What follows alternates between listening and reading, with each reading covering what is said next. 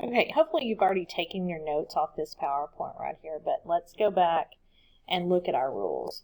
The rules basically say, do the zeros count or not? So what we figured out is any number that is not zero counts. Zeros in the front of a number do not count. Zeros in the back of the number sometimes count. Okay, and then if a number is in scientific notation, zeros in the back do count.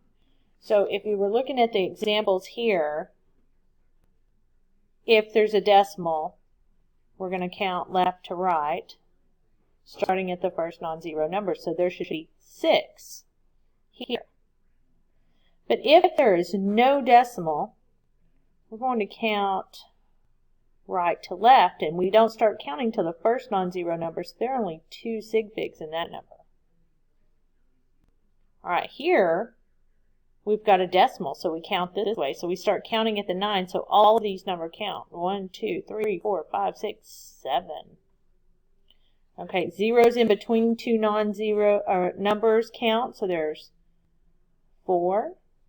Same thing here, this 0 will count, so there's 1, 2, 3, 4, 5, 6.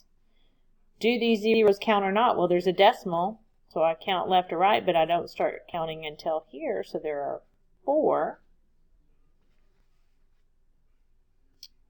Same thing here. Does this 0 count or not? Well, there's a decimal, so I count this way, so yes, it counts. Here there's a decimal, so the number in the front, the 0 in the front doesn't count because we don't start counting until the 1, so there's 3. And there aren't any zeros here, so all of these numbers count. So here we're going to go to the next page, and we're going to practice this using those rules. Do the numbers count or not? Meaning, do the zeros count or not? So practice this. On calculations, watch the next video for it.